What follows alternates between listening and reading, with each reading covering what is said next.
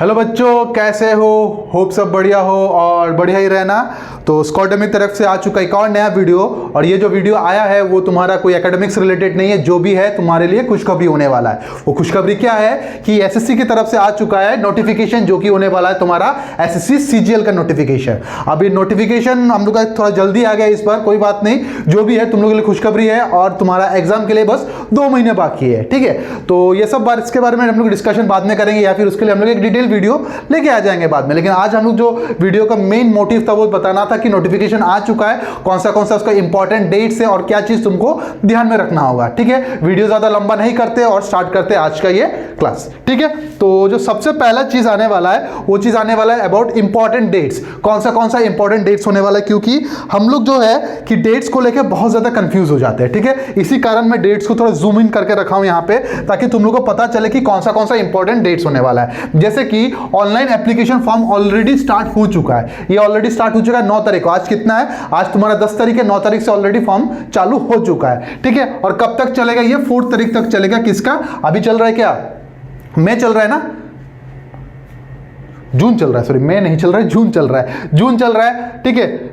जुलाई का 4 तारीख तक तुम्हारा फॉर्म क्या रहेगा? चलता रहेगा। तो तुम लोग क्या करना है, तुम लोग अभी वेट मत करना 6 तारीख तक, ठीक है। यहाँ पे 3 तारीख तक तुम लोग वेट करते रह रहे हो कि 3 तारीख रात को फॉर्म भरेंगे उसके बाद हो जाएगा। ऐसा मत करो भाई मेरे। अगर तुमको लगता है कि तुमको सीरियस हो एग्जामिनेशन को लेके, तो भाई आज ही फॉर्म को फिलअप कर दो, ताकि क्या हो जाए कि जब लास्ट डेट आता है ना, तब क्या होता है, सर्वर बहुत ज्यादा बिजी हो जाता है, ठीक है।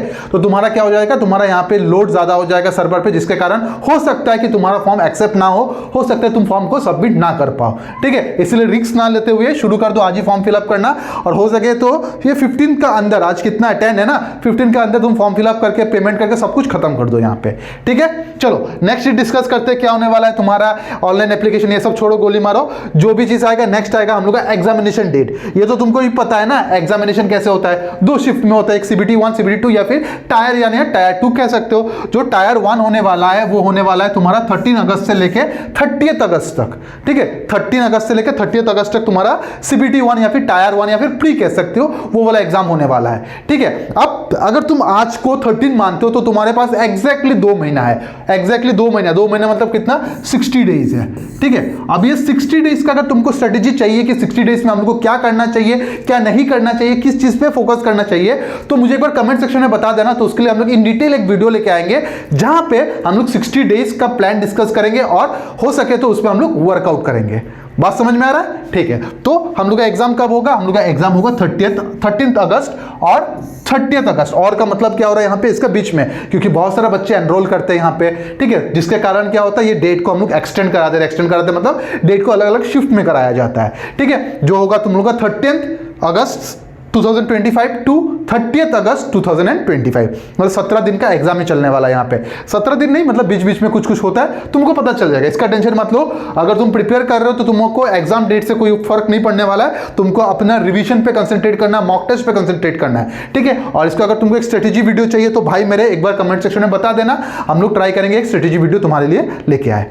बात समझ में आ रहा है? चलो, अगर ये चीज समझ में आ गया तो नेक्स्ट क्या हो जाएगा, एक बार तुम अगर टायर 1 कंप्लीट कर रहे हो या फिर टायर 1 को क्लियर कर रहे हो, तुम्हारा नेक्स्ट स्टेप जो होने वाला वो टायर 2 होने वाला है। टायर 2 हो जाएगा तुम्हारा दिसंबर की तरफ, ठीक है। टायर 1 क्लियर होने के बाद टायर 2 होते होते दिसंबर की तरफ होता है। तो तुम्हारे पास वहां पे भी ज्यादा टाइम मिल रहा है, तुमको मिल तो रहा है, लेकिन तुमको वहां पे क्या करना है, जो 3 महीने का टाइम मिलेगा वहां पे तुमको कंसंट्रेट करना है बाकी सब्जेक्ट्स पे। बाकी सब्जेक्ट मतलब जो सब्जेक्ट तुम्हारा वीक है। अब ये 60 डेज में तो तुम एकदम महाभारत तो रट नहीं पाओगे ना, जो भी कर पाओगे, जो कर चुके हो उसका रिवाइज कर पाओगे। लेकिन मेन से पहले तुम्हारे पास 3 महीने का टाइम रहेगा। वो 3 महीने का टाइम में हो सके तुम जो अपना वीक टॉपिक्स है उस पर वर्कआउट करो, ट्राई करो, उसको इंप्रूव करो, ताकि इस बार ये नौकरी तुम्हारा हो जाए।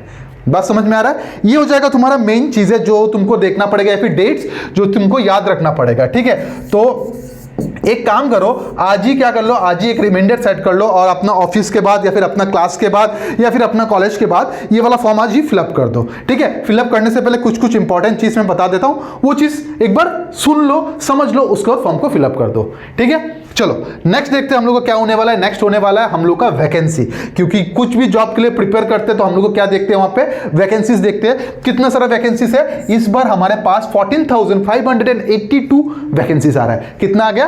14,582 वैकेंसीज आ जा रहा है। ठीक है, अब तुम लोग बोलोगे कि सर बहुत ज़्यादा वैकेंसीज है, पहले तो और ज़्यादा आता था, अब इतना कम कैसे होगा? देखो भाई, वैकेंसीज के ऊपर किसी का हाथ नहीं होता है। ठीक है, जो भी आया अच्छा खासा ही आया, एटलीस्ट 3,000 4,000 5,000 से तो अच्छा ही आ रहा है ना, 14,500 आया। ठीक है, तो ये तुम्हारे पास टोटल वैकेंसी होने वाला अप्रॉक्स बोला जा रहा है। यहाँ पे अलग अलग डिपार्टमेंट का होगा, अलग अलग डिपार्टमेंट का अगर अलग अलग मैं वैकेंसी निकालने जाऊंगा बहुत टाइम चला जाएगा, तो इसीलिए हम लोग नहीं डिस्कस करेंगे। तुम्हारे पास फुल पीडीएफ पड़ा होगा, नीचे तुम लोगों को ये वैकेंसी वाला शीट मिल जाएगा, वहां पे तुम देख सकते हो कि कौन सा डिपार्टमेंट में क्या वैकेंसी आ रहा है। बात समझ में आ गया? चलो ठीक है। और यहाँ पे क्या दिया गया? State and general vacancy by the commission. ये सब इतना सोचने का जरूरत नहीं है, इतना दिमाग में रखो कि 14,582 वैकेंसीज आया। अगर मान लो यहाँ पे इतना वैकेंसी ना के 1 वैकेंसी भी होता, तुम्हारे पास इतना कॉन्फिडेंस होना चाहिए कि वो जो सीट है वो तुम्हारा होता। बात समझ में आ रहा है? बस यही मोटिवेशन के साथ पढ़ाई करो ताकि इस बार का सीजीएल मतलब तुम्हारे लाइफ का सबसे बेस्ट सीजीएल निकले। ठीक है, चलो let's move to the next one. Next one क्या हो जाएगा? नेक्स्ट वन हो जाएगा तुम्हारा यहाँ पे एक स्पेशल होता है, जैसे कि 14,582 आया, उसमें से कुछ होता है जो स्टैटिस्टिकल डिपार्टमेंट के लिए होता है। ठीक है, स्टैटिस्टिकल ऑफिसर होता है, वो स्पेशल टाइप ऑफ एग्जामिनेशन होता है। ठीक है, जब तुम मेंस का पेपर दोगे तो वहां पे एक पेपर 2 होता है, वो किसके लिए होता है? कॉमर्स वाले बच्चों के लिए होता है, जहां पे स्टैटिस्टिकल डिपार्टमेंट या फिर मैथमेटिकल डिपार्टमेंट से लिया जाता है। ठीक है, तो इसमें हम लोग ज्यादा डिस्कस नहीं करेंगे, ये वाला चीज तुम यहाँ पे देख सकते हो, या फिर स्क्रीनशॉट लेना है तो स्क्रीनशॉट ले सकते हो। ठीक है, हमारा मेन फोकस होगा जो हम लोग इन जनरल वाला कर रहे हैं, जो स्पेसिफाइड कोर्स पे हम लोग नहीं ज्यादा ध्यान देंगे। ठीक है, जो कॉमर्स वाले बच्चे हैं, जो मैथ्स वाले बच्चे हैं, वही चीज इस पे कंसंट्रेट करो। अगर स्क्रीनशॉट लेना चाहते हो तो ले सकते हो, या फिर एसएससी का वेबसाइट में इसका पूरा का पूरा 132 पेज का आई थिंक पीपीटी का आया है, पीपीटी बोलूं क्या, पीडीएफ आया है, वो पीडीएफ पढ़ लेना, तुमको बहुत इन डिटेल तुमको चीजें समझ में आएगा। तो ज्यादा इसमें नहीं देखते ध्यान, बस इतना देख के रखो, तुम्हारा मैथमेटिक्स में 12th स्टैंडर्ड में होना चाहिए, एटलीस्ट 60% मार्क्स होना चाहिए। ठीक है, या फिर तुमको डिग्री में एक स्टैटिस्टिक्स सब्जेक्ट होना चाहिए। ठीक है, ये सब चीज होना चाहिए। क्यों? जहां पे एक स्टैटिस्टिकल डिपार्टमेंट का एक एग्जामिनेशन होता है, एएसओ करके पोस्ट आता है उसका, उस पोस्ट को तुमको अप्लाई करने के लिए। ठीक है, वो सब चीज तुमको मिल जाएगा वही वाला जो पीडीएफ आएगा उसमें। क्लियर है? चलो let's move to the next one. Next one क्या होने वाला है? नेक्स्ट वन होने वाला है सिलेबस के बारे में। ठीक है, तो सिलेबस के बारे में इन डिटेल चीज तो मैं यहाँ पे बोल नहीं पाऊंगा, जो भी चीज होगा यहाँ पे तुमको दिख जा रहा है कि कैसा एग्जामिनेशन का पैटर्न होने वाला है। ठीक है, अगर तुम एग्जामिनेशन का पैटर्न को अच्छे से देखोगे तो क्लियरली मुझे दिख रहा है, तो सबसे पहले क्या हो जाएगा? रीजनिंग। ठीक है, रीजनिंग तो सबको पता है ना, रीजनिंग में क्या आएगा? क्लॉक आएगा, अल्फाबेटिक सीरीज आएगा, बहुत कुछ आता है ऐसा। ठीक है, उसमें से टोटल क्वेश्चन कितना आएगा? वहां पे टोटल क्वेश्चन तुम्हारा 25 होगा, और मैक्सिमम मार्क्स कितना आएगा? मैक्सिमम मार्क्स यहाँ पे 50 हो जाएगा।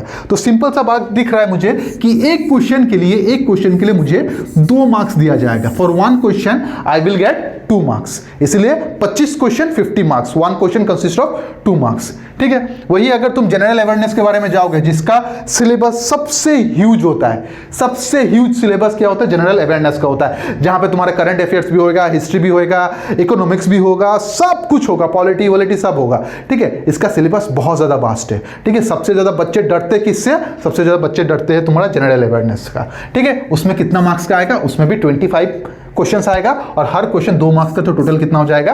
50 मार्क्स का हो जाएगा। बात समझ में आ रहा है? नेक्स्ट आएगा क्वांटिटेटिव एप्टीट्यूड, या फिर क्वांट्स बोल सकते हो, या फिर हम लोग का देसी लैंग्वेज में हम लोग उसको मैथ्स कहते हैं। ठीक है, तो उसका कितना क्वेश्चन आएगा? उसका 25 क्वेश्चन आएगा, और हर क्वेश्चन 2 मार्क्स, टोटल कितना मार्क्स? 50 मार्क्स। ठीक है, और आखिर में सबसे इग्नोर्ड सब्जेक्ट, जो सब्जेक्ट को मैक्सिमम बच्चे इग्नोर करते हैं, इंग्लिश बहुत अच्छा सब्जेक्ट है, हम इंग्लिश को पढ़ेंगे नहीं, हम इंग्लिश ऐसे ही मार्क्स स्कोर कर लेंगे। तो अगर ये थिंकिंग रख रहे हो भाई, मेरे प्रीवियस ईयर का क्वेश्चन देख लेना, तब तुमको समझ में आएगा इंग्लिश का लेवल कैसे हो रहा है। ठीक है, इनमें से एक भी सब्जेक्ट को इग्नोर मत करो। ठीक है, एक भी सब्जेक्ट को इग्नोर करो, सब सब्जेक्ट को इक्वल कंसंट्रेशन दिया करो। ये नहीं कि बस क्वांट्स में हम लोग कंसंट्रेट कर रहे हैं, बाकी तो ऐसा ही हो जाएगा। भाई मेरे नहीं, अगर दिन का 8 घंटा पढ़ते हो तो सबको 2-2 घंटा दिया करो। ठीक है, तभी जाके तुमको ये अच्छा पोस्ट मिलने में हेल्प होगा। बात समझ में आ रहा है? ठीक है, तो इसका कितना क्वेश्चन आएगा? 25 क्वेश्चन होगा, और मार्क्स कितना हो जाएगा? 50 मार्क्स हो जाएगा। ठीक है, अब बोलोगे कि सर प्रीवियस ईयर क्वेश्चन जो था, सॉरी प्रीवियस ईयर क्वेश्चन बोला, टोटल तो आपने इतना बताया कि अलग अलग सबका 50 होता है, टोटल कितना था? यहाँ पे 4 था, तो टोटल कितना हो जाएगा तुम्हारा? 200 मार्क्स का एग्जाम हो जाएगा। कितना हो जाएगा? 200 मार्क्स का बस प्री का एग्जाम हो जाएगा। कितना घंटा लगेगा उसमें? 1 आवर 20 मिनट्स। कितना? 1 आवर 20 मिनट्स, या फिर तुम बोल सकते हो 80 मिनट का एग्जामिनेशन होने वाला है। ठीक है, 80 मिनट्स का एग्जामिनेशन होने वाला है, 200 मार्क्स का एग्जामिनेशन होने वाला है। अगर मैं यहाँ पे कट ऑफ का बात करूं, तो अगर तुमने देखा होगा प्रीवियस ईयर का ट्रेंड, तो वहां पे देखा होगा 153.5 टाइप, ऐसा टाइप का कट ऑफ जा रहा था, मतलब बहुत हाई कट ऑफ हो रहा था, ठीक है। पिछले 2-3 सालों से कट ऑफ बहुत ज़्यादा हाई हो रहा है। रीज़न सबको ही पता है यहाँ पे, रीज़न क्या हो रहा है कि ज़्यादातर रिपीटर्स बच्चे क्या कर रहे हैं, सीजीएल देने लग जा रहे हैं, जिसके कारण ये कट ऑफ बहुत ज़्यादा हाई हो जा रहा है, ठीक है। तो सेम पैटर्न हम लोग नीट में भी देख रहे थे कि नीट में भी पैटर्न क्या होता है, जो एग्जामिनेशन का मार्क्स है वो बहुत ज़्यादा हाई होते जा रहा था, जिसके कारण इस बार पेपर इतना टफ सेट कर दिया, जिसके कारण कट ऑफ का लेवल बहुत नीचे आने वाला है, ठीक है। आपने देखा होगा बहुत सारे बच्चे बहुत ज़्यादा डिप्रेस्ड है, क्यों? क्योंकि जो पेपर का स्टैंडर्ड है बहुत ज़्यादा हाई कर दिया। तो अगर उस पैटर्न को हम लोग फॉलो करें तो ये हम लोग कर सकते हैं कि शायद इस बार बस वो मेरा एग्जाम्पशन है, शायद इस बार एसएससी का भी लेवल, पेपर का जो लेवल है वो हाई होने वाला है, ताकि क्या हो जाए, कट ऑफ थोड़ा नीचे हो जाए, क्योंकि कट ऑफ बहुत ज़्यादा ऊपर हो रहा है यहाँ पे, ठीक है। पहले जहाँ पे 110 120 में लोगों का सिलेक्शन हो जा रहा था, अब वहाँ पे 150 लेके भी लोगों का सिलेक्शन नहीं हो रहा है, ठीक है। तो मुझे लग रहा है, पर्सनली मैं बता रहा हूं, मुझे लग रहा है जैसे कि नीट का क्वेश्चन का लेवल या फिर क्वेश्चन पेपर का लेवल को जैसे बढ़ा दिया गया है ना, ठीक है, तो मुझे क्यों लग रहा है इस बार सीजीएल भी अपना पेपर को थोड़ा बढ़ाएगा, ताकि कट ऑफ थोड़ा नीचे हो जाए। बात समझ में आ रहा है? अब कट ऑफ से कोई लेना देना नहीं है, अगर ईमानदारी से तुम तैयारी कर रहे हो तो ये कट ऑफ भी तुम्हारे लिए कुछ नहीं है, तो ईमानदारी से तैयारी करो, ठीक है। और ये हो जाएगा तुम्हारा टायर 1 के लिए, ये हो जाएगा तुम्हारा टायर 1 के लिए। अगर टायर 2 का मैं बात करूं तो टायर 2 तुमको यहां पे पूरा दिख जाएगा कि कैसे कैसे होने वाला है। 2 पेपर में हो जाएगा, पेपर 1 और पेपर 2। पेपर 2 वही वाला स्टैटिस्टिकल ऑफिसर वाला, एएसओ वाला, उनके लिए स्पेशल पेपर होगा, बाकी जिनका नहीं है उनको देने का ये जरूरत भी नहीं है, ठीक है। क्या होगा, मैथमेटिकल होगा और नेक्स्ट होगा रीजनिंग होगा। दोनों में 30-30 क्वेश्चन होगा, टोटल कितना, 180 मार्क्स का। एक क्वेश्चन 3 मार्क्स का टोटल ये हो जाएगा, ठीक है। नेक्स्ट अगर मैं बात करूं इंग्लिश का, इंग्लिश और जनरल अवेयरनेस का, इंग्लिश का कितना हो जाएगा 45, जनरल अवेयरनेस का कितना हो जाएगा 25 क्वेश्चन, टोटल कितना हो जाएगा 70, और एक क्वेश्चन का मार्क्स कितना होगा 3 हो जाएगा, टोटल कितना होगा 210 हो जाएगा। बात समझ में आ रहा है, 210 हो जाएगा। नेक्स्ट होगा कंप्यूटर टेस्ट। कंप्यूटर टेस्ट में बहुत कुछ हो जाता है, यहाँ पे कुछ क्वेश्चन पूछ लिया जाता है, ठीक है। बेसिक कंप्यूटर टेस्ट, अगर तुमको चाहिए ये सब चीजें तो भाई मेरे प्लीज एक बार मुझे कमेंट सेक्शन में बता देना कि सर एक बार सिलेबस के बारे में एक ब्रीफ डिस्कशन लेके आइए, तब हम लोग वहां पे उस चीज को डिस्कस करेंगे। बात समझ में आ रहा है? और टोटल कितना हो जाएगा 110 मार्क्स हो जाएगा, यहाँ पे 180 मार्क्स हो जाएगा, साथ ही साथ यहाँ पे कितना मार्क्स 60 मार्क्स हो जाएगा। बात समझ में आ रहा है? तुमको यहाँ पे टाइमिंग्स भी दिख रहा होगा। तो अगर तुम मेंस में बैठ रहे हो या फिर पेपर 2 में बैठ रहे हो, दैट मीन्स तुम्हारा प्री का जो तैयारी है वो बहुत अच्छा खासा था। तो अगर तुम तैयारी शुरू कर रहे हो तो अभी से तुम मेंस का तैयारी अच्छे से करो, तभी जाके तुम्हारा प्री क्लियर होगा और उसी हाथ ही हाथ तुम्हारा क्या हो जाएगा, मेंस भी क्लियर हो जाएगा। बात समझ में आ रहा है? ठीक है, अगर ये चीज़ें समझ में आ रहा है तो हम लोग एक चीज़ करते हैं, यहाँ पे कुछ चीज़ें मैं तुम लोग को समझाना चाहता हूँ। वो चीज़ें क्या हो जाता है, देखो सबसे पहला चीज़ होता है जिनके पास रिजर्वेशन होता है, ओबीसी हो गया, एसटी हो गया, वही रिजर्वेशन में क्या होता है, लोगों को बहुत ज़्यादा कंफ्यूजन होता है कि सेंट्रल लेवल का ओबीसी कैसे निकाला जाए, सेंट्रल लेवल का एसटी एससी कैसे निकाला जाए, ठीक है। तो उसके लिए यूट्यूब में बड़ा वीडियो तुम देख सकते हो, या फिर तुमको चाहिए ये वीडियो तो मुझे कमेंट सेक्शन में बता देना, तो मैं इन डिटेल इसके बारे में वीडियो लेके आऊँगा। लेकिन ओबीसी वालों को एक चीज़ बता देता हूँ, अगर तुम ओबीसी कोटा से अप्लाई कर रहे हो, तुम्हारे पास वैलिड एनसीएल सर्टिफिकेट होना चाहिए, तुम्हारे पास वैलिड एनसीएल सर्टिफिकेट होना चाहिए, ठीक है। कौन सा certificate, NCL, non criminal certificate, ठीक है। नॉन क्रिमिनल सर्टिफिकेट तुम्हारे पास होना चाहिए, क्रिमिनल नहीं, creamy layer, creamy CREAMI, creamy layer certificate होना चाहिए, ठीक है। और एक चीज और याद रखना, ये क्रिमिनल सर्टिफिकेट कितना डेट का अंदर होना चाहिए।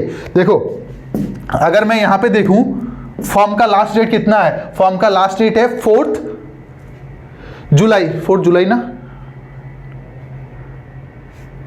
हाँ 4 जुलाई, ये तो मैं इसको देख रहा था, ठीक है। 4 जुलाई तुम्हारा last date of form fill up है, ठीक है। 4 जुलाई तुम्हारा फॉर्म का अगर लास्ट डेट फिलअप डेट है ना, तो एक चीज याद रखना, तुम्हारा जो एनसीएल होने वाला है ना, उसका भी डेट 4 जुलाई ही होना चाहिए। इट शुड बी 4 जुलाई और बिफोर 4 जुलाई या फिर 4 जुलाई का बिफोर होना चाहिए, 4 जुलाई के बाद वाला एक्सेप्ट नहीं किया जाएगा। बात समझ में आ रहा है? तुमको 4 जुलाई या 4 जुलाई का बिफोर तुम्हारा एनसीएल सर्टिफिकेट होना चाहिए, उसका बाद वाला एक्सेप्ट नहीं किया जाएगा, ठीक है। तो अगर जिनके पास एनसीएल सर्टिफिकेट नहीं है, आज ही के आज ही बना लो, आज ही तो बना नहीं पाओगे, जो भी होगा तो ट्राई करना इसको इस हफ्ते के अंदर बना लो, ताकि तुम्हारा ये वाला डेट क्रॉस ना हो जाए, ठीक है। बाद में तुमको पता चल रहा है तुमने प्री भी क्लियर कर दिया, मेंस भी क्लियर कर दिया, बस एक छोटा मोटा डेट का कंफ्यूजन के कारण क्या हो रहा है, तुम एग्जाम में क्वालिफाई नहीं कर पा रहे हो, तुमको पोस्ट ही नहीं मिल रहा है, तुमको डिस्क्वालीफाई कर दिया जाएगा यहाँ पे। बात समझ में आ रहा है? तो प्लीज भाई ये सब छोटे छोटे चीजों को ध्यान दो, बस पढ़ाई भी मत करो, साथ में ये सब चीजें भी देख लिया करो, ताकि क्या हो जाए, तुम्हारा जो ऑल राउंड जो तैयारी है ना, वो वाला एकदम वो रहे, सक्सेसफुल रहे, ठीक है। चलो बार बार मैं बोल रहा हूँ एनसीएल तुम्हारा 4 जुलाई और बिफोर का होना चाहिए, नहीं तो तुम्हारा जो भी डॉक्यूमेंट वेरिफिकेशन होगा सब कुछ हेल्ड कर दिया जाएगा, मतलब बंद कर दिया जाएगा, वहां पे तुमको डिस्क्वालीफाई कर दिया जाएगा, तुमको फिर से नेक्स्ट ईयर को देना पड़ेगा। बात समझ में आ रहा है? चलो, अगर ये चीजें समझ में आ रहा है, नेक्स्ट हम लोग आ जाता है कि कौन कौन अप्लाई कर सकता है। जो बच्चे ग्रेजुएशन करके बैठे हैं, 20 में करके बैठे हैं, 21 में बैठ के बैठे हैं, तो ये सब तो दे ही सकते हैं, लेकिन मान लीजिए 25 को कुछ लोग, 2025 को कुछ लोग ग्रेजुएट कर रहे हैं, उन लोग दे सकते हैं कि नहीं? तो भाई मेरे तुम लोग भी दे सकते हो, लेकिन तुम्हारा ग्रेजुएशन डेट क्या होना चाहिए? तुम्हारा ग्रेजुएशन डेट 1 अगस्त 2025 तक आ जाना चाहिए, यहां तक तुम लोग का रिजल्ट आ जाना चाहिए। ठीक है, अगर यहां तक 1 अगस्त 2025 तक अगर तुम्हारा रिजल्ट आ जा रहा है, then only you are eligible. अगर मान लो तुम लोग का रिजल्ट 15 अगस्त को आ रहा है, तब तुम एलिजिबल नहीं हो, तुम्हारा रिजल्ट 1 अगस्त तक आ जाना चाहिए। ठीक है, जो 2025 वाले बच्चे, 25 वाले बच्चे जो भी ग्रेजुएट होने वाले हैं, वो ध्यान से सुनिए, यहां पे तुम्हारा रिजल्ट 1 अगस्त तक आ जाना चाहिए। अगर तुम्हारा रिजल्ट 1 अगस्त तक नहीं आ रहा है, then you are not eligible to give SSC CGL. बात समझ में आ रहा है? इसके एक दिन बाद भी नहीं होना चाहिए। ठीक है, तो ट्राई भी मत करना, अगर देने भी जा रहे हो तो भाई मेरे देखो, तुमको डॉक्यूमेंट वेरिफिकेशन में रुका दिया जाएगा।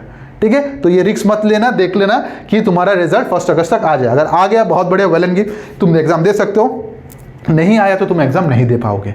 बात समझ में आ रहा है? चलो let's move to the next one. Next one क्या होने वाला? नेक्स्ट वन में डिस्कस करने वाला वही चीज जो इंपॉर्टेंट चीज तुमको ध्यान रखना पड़ेगा। सबसे पहले जो चीज होगा तुम्हारा रिजर्वेशन वाला चीज, जहां जहां तुम्हारा रिजर्वेशन लग रहा है वो रिजर्वेशन को देखो कि क्या क्या चीज एप्लीकेबल हो रहा है। ठीक है, रिजर्वेशन में आएगा तुम्हारा एसटी आएगा, एससी आएगा, ओबीसी आएगा। ठीक है, ये सब के बारे में अलग अलग जगह का अलग अलग सर्टिफिकेट होता है। ठीक है, देखो तुम्हारा स्टेट का सर्टिफिकेट सेंट्रल में अप्लाई है कि नहीं, या फिर सेंट्रल उसको एक्सेप्ट करता ही नहीं करता है। अगर करता है तो बहुत बढ़िया, अगर नहीं करता है तो उसका कुछ ना कुछ जुगाड़ होगा, जुगाड़ नहीं बोलते इसको एक्चुअली, कुछ ना कुछ उसका तोड़ होगा, वो तोड़ को निकालो कि ये हाँ इसके साथ एक सपोर्टिंग डॉक्यूमेंट होगा तो वो काम का चीज आ जाएगा। तो वो सब चीजों को देखो एक बार अच्छे से।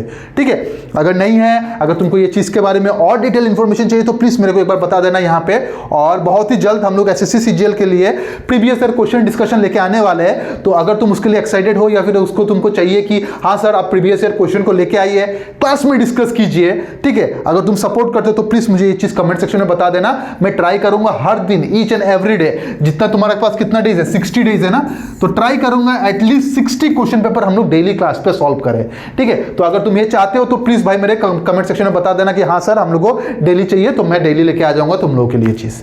ठीक है, चलो भाई, तो आज का वीडियो यही तक रहने देते हैं। Let's meet in the next class, till then bye, take care, stay healthy and stay safe. और भाई मेरे भूलना मत, आज ही फॉर्म को फिलअप कर देना। ठीक है, ऐसा मत रखना कल करेंगे परसों करेंगे, 100 रुपये बस फॉर्म का फीस है, भर दो इसको आज ही के आज ही, ताकि तुमको बाद में प्रॉब्लम ना हो जाए। ठीक है, तो आज के लिए इतना ही। Let's meet in the next class, till then bye, take care, stay healthy and stay safe. Bye bye everyone.